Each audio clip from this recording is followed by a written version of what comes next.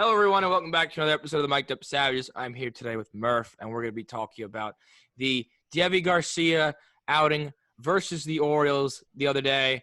Clark Schmidt also made his major league debut. Congratulations, Clark.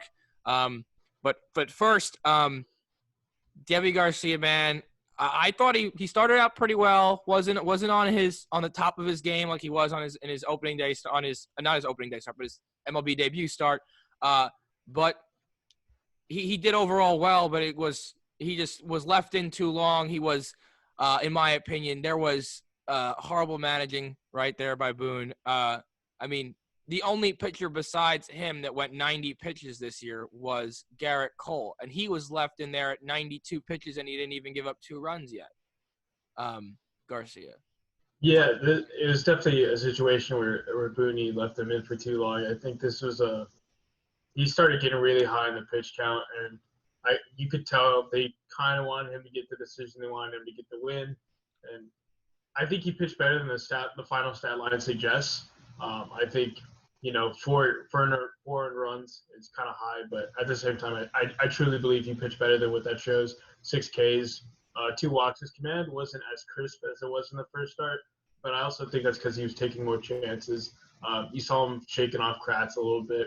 And Kratz even mentioned, he was building up his confidence to finally shake me off, finally, try to call his own game and, kind of come up with the game plan that on the fly a little bit. But, yeah, definitely left him for way too long. I don't think you could do that to him. You probably just got to bring him out after the third, realistically. I don't know. Or after the fourth. It's a 7-inning game. I understand for, the you want to put Clark in maybe mid-game, but he's raised as a starter. He doesn't really have relief outings in the minor leagues, maybe 1 or 2 in low A kind of thing. You got Garcia. If you're going to do it, you go 3 innings, maybe 4 innings, and then 3. You want to split it. But you bring Schmidt in with guys on first and second, 1 out. It's a 1-run ball game. It's 3-2. No, there was 2 outs. 2 outs at this point. And I get it was a good piece of hitting by Pat Valaika, the triple down the line. Okay, you beat him on that, but you don't. I don't think that's the way to enter someone into the big leagues. You put in a guy there. I don't care. You put in a Urier. He has at least 3 innings of major league experience. You put Clark in the next inning, even if you wanted him to get in the game, you put him in later. Not then. It's you're ruining their confidence too early on in their career. I don't think it's ruined, but it's just why are you doing that to him? I get they need to learn fast and learn quick. I mean, this is a good learning point for them both, but it's not now is a good time to have a learning point, especially for the overall Yankee team. Yeah, I mean, I couldn't agree more. I think, and I think Boone even reflected on it a little bit. It was pretty much a disastrous situation. It was a terrible decision. I think in this situation, you have an Abreu, you have Miguel, and then you have Ottavino if absolutely necessary, right? So I think having Clark Schmidt debut in such a high stakes situation is it's really disrespectful. It's messed up, to just say the least. He needs a clean inning, especially since I think everyone and their mother knew Schmidt was coming in this game. Yeah. I think the moment you call him up, you're pretty much telling everyone. Getting used that day. Yeah, you're not using him as a starter, is basically what you're insinuating. Mm-hmm. And I'm not mad at it, but I'm mad at how it was executed. Mm-hmm. Bringing him in this situation, it's just bad managing. And I think that overall it just reflects the state of the Yankees right now. The state of the Yankees is we're bad. To state the obvious, this is a really bad team. This is a team that is struggling in every aspect of the game right now. Every aspect. And I mean offense. I mean starting rotation. And I mean pen right now. We don't have a third starter. We have Cole, we have Tanaka, and question mark. Monty, it seems like he takes a step forward, 2 steps back. Every time out. Every time. You can't build upon an outing. He has 1 good outing, and it's not even great. It's good. It's an acceptable outing for a 3rd or 4th guy. Yeah. But then he can never build on it. He never has another good outing or a great outing. It's always get rocked a little bit. He gives up 34 runs. So that's disappointing. Half is going to half. I mean, I think we were all like kind of naive to think that he could build upon the two phenomenal starts he had, and then packs into the IL. So basically, we're hoping Garcia and Schmidt can try to be the 3-starter with a 4-starter. And that's a tough ask out of these two young guys, especially, playoffs. You need 3. That's the magic number. You need 3 starters. And not only that, but you look at our pen. Our pen has had a really bad month of August. The last half of August has been really rough for the pen. And it's just, overall, it just feels like the Yankees have been a victim of, like, Murphy's Law, right? Anything that can go wrong will go wrong, right? Murph's Law. Murph's Law. And it just seems like if it's not games getting postponed, it's not rain delays, it's not COVID, right? I get it. Every other team in the league has battled this shit, right? Every other team has had to go through it. Cardinals are like, hey, don't talk about COVID because we missed like the first 3 weeks of the season, first 2 or 3 weeks of the season because of it. It was their own fault too. That's true. And it just feels like the Yankees have been a victim of that, right? Like even if you look at opening day, Garrett Cole's start gets rained out, right? And his next 2, I think his next 2 starts get rained out, delayed and outed. Mm-hmm. So it just seems like the Yankees has just been such stop and go bad luck. We literally go a span of a week without playing a game. That series that got canceled, the Braves first game that got canceled, and then so it's the rest and rust kind of argument. People are like, is it better to get rest or is rust more important, right? And clearly rust, because this team was hot before that. Before that week, this is probably one of the hottest baseball teams in the league, right? And sure, we dropped that series to the Rays in the Trop. I don't care about that, right? The Rays play this hard in the Trop every year. Every single year for the past like 4 or 5 years. It's just gonna happen. That's nothing new. It's nothing new. But then you go a week without playing, like 5 days, 5-6 days without playing. It's not like you have It's not like you have COVID. Like your team is practicing. You're just not playing anyone. So sorry, continue. Yeah. I mean, yeah. So it's just a momentum killer, and if you look at this month of August, it's just been really bad. The Yankees have gone 14-13 this month of August, and they can't play doubleheaders with it down. They're 2-7 doubleheaders this year, just abysmal, right? And on the road, they're not looking good. They're 7-10 on the road, and they're currently 14-7 at home. And at one point, they were undefeated. They were undefeated at home, and so you take all this stuff and you pile it upon, and it's easy as a Yankee fan to get frustrated, right? The injuries, at one point we have 7 All-Stars on the IL, and it just feels like a repeat of last year. Mm-hmm. And it's heartbreaking. It's heartbreaking, especially with this offense just being non-existent right now. This is honestly probably the worst offensive team in the league right now. Let's be honest. We have, at any given moment, we probably have 3 hitters who are worth a damn at this point, right? We got Voit, we got DJ, and we got Clint Frazier. Mm-hmm. Everyone else, they're not even batting above 200 except for Tauchman, but even he's going through a massive slump right now. Yeah. So there are only 3 guys with respectable averages on this team. So you can't win ball games. And then when the offense does show up, the pen's not existent. Exactly. I do have one thing to say to you. I got one question. What do you think is the whole deal with Gary still getting his shots in the lineup? I get it's a bat that we need. There's like really no one else. He has more home runs than he does have singles. He has 7 home runs, 1 double, 5 singles. It's literally like painful to watch his at bats. The man swinging at literally anything besides a strike. What's the excuse here for Boone? I mean, look at the options we got though. We don't have anybody else. Higgy's arguably just as bad, maybe better defensively, but offensively he's pretty much non-existent. I mean, he's kind of done better as of late, but to that note, it's like how much better is he really? And how you much look at better Kratz, better? Yeah. Yeah, and you look at Kratz. I mean, I love the way he calls games. Again, another defensive guy.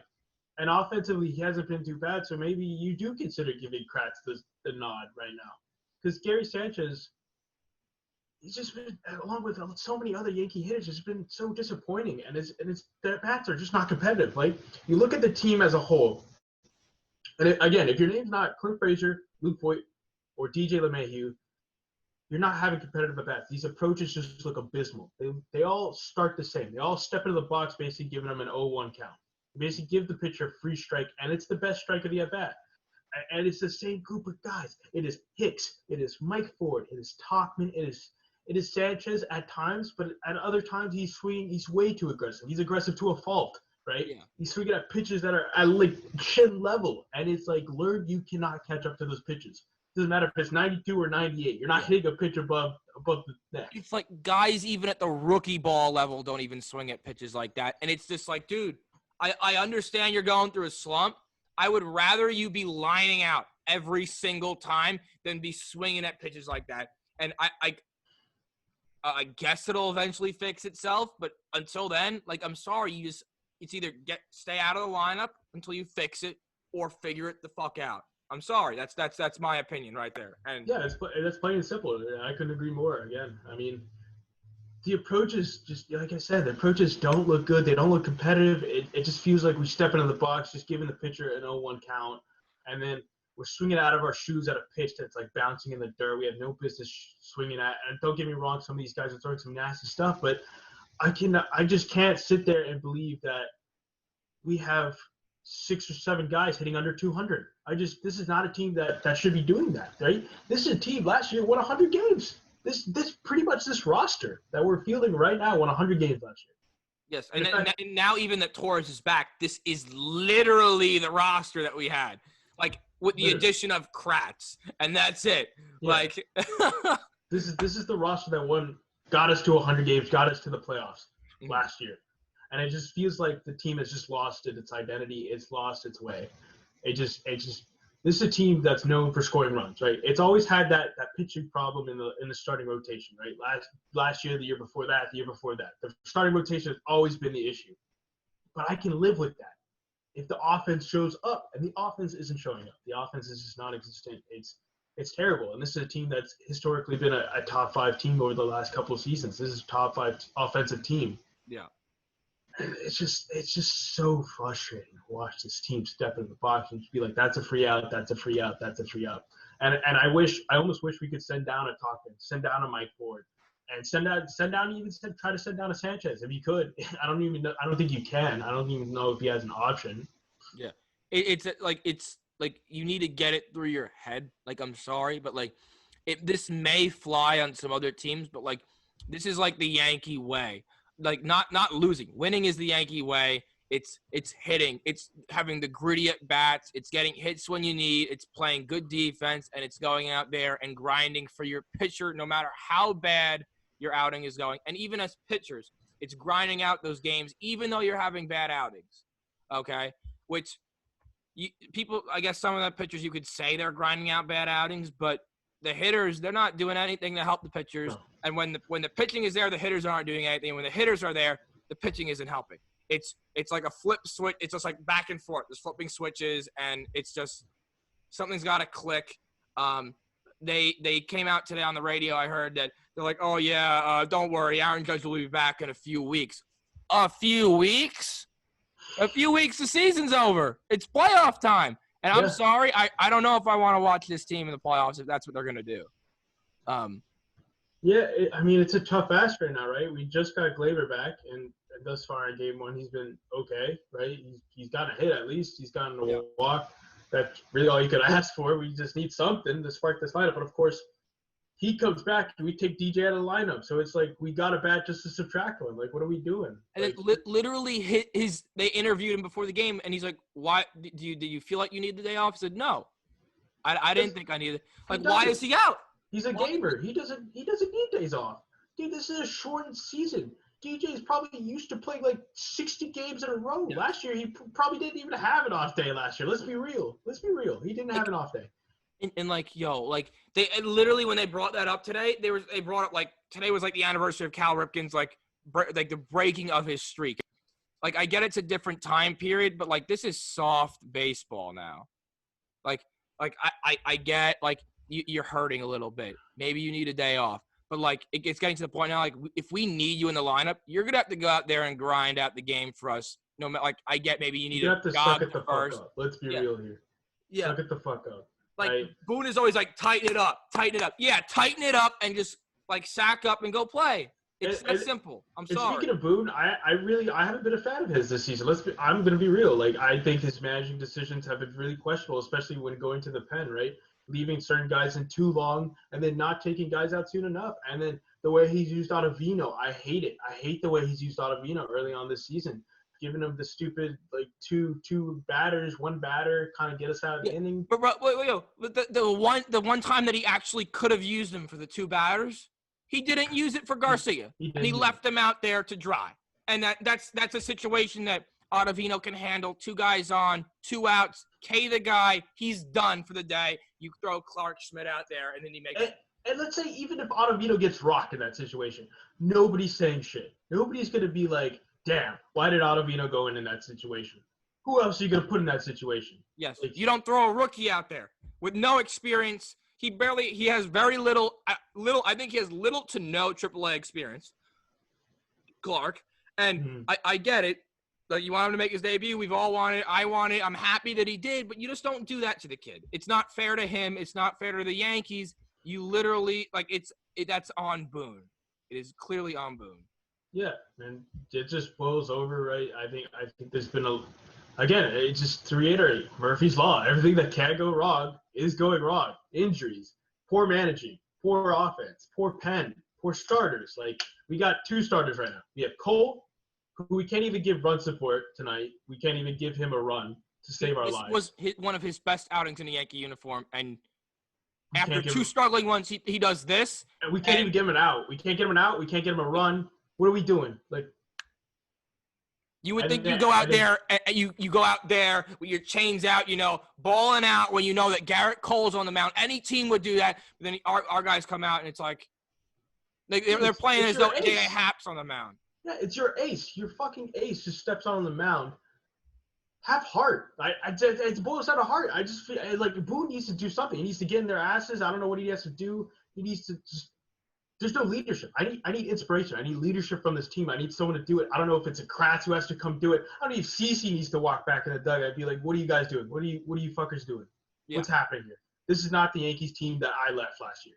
This is not the Yankees team that started off this season as one of the best teams in the league, right?" And just to sum it up, I think it's easy. Again, we're so many negatives. We're trying not to be such fucking negative whiny bitches, right? Mm-hmm. But it's hard. It's hard. It's really hard right now, but I have to believe that there is a light at the end of the tunnel. I have to believe that this team can find a way to start winning ball games again. And to start getting W's again. And I truly believe they can. I have to, right? And I think as Yankee fans, we have to. We have to just stay strong. I mean, right? I mean, we're complaining, and there's some teams that are out there who are under 500, who aren't going to make playoffs. And they're not at 500. They're very below 500. Yeah. So we should be thankful, very thankful that we're not at that point yet. We're not at that point yet, although it's not looking good right now. We're second place, probably tied for second, 5.5 games back at this point. And again, it just feels like, doom and gloom. But first place means nothing. Let's be real here. First place in this league, nothing. It literally means nothing because right now, the rumors are there's going to be a bubble system for playoffs, right? There's going to be the AL is going to play in Texas and the NL is going to play in Arizona, which immediately throws out any sort of advantage of being a top seed. Yeah. Getting number 1 in the division automatically means nothing. It almost meant nothing before, unless I guess you were the Rays. I think the Rays were like the only team who would technically have an advantage because the Trop is just such a miserable place to play. Mm-hmm. Such a miserable place. I hate it there. I hate it. I hate it. Anyways, so coming first means nothing. Coming first means nothing. Second means nothing. Third means nothing. It doesn't matter. All it matters is that you get into playoffs because everyone's playing a three-round game, right? You get best of 3. The Yankees, right now, it doesn't look like they can win a best of 3, but who knows in a couple weeks? And I have to believe that this team can wake up. This team is going to make playoffs. There's no question in my mind. This team is making playoffs.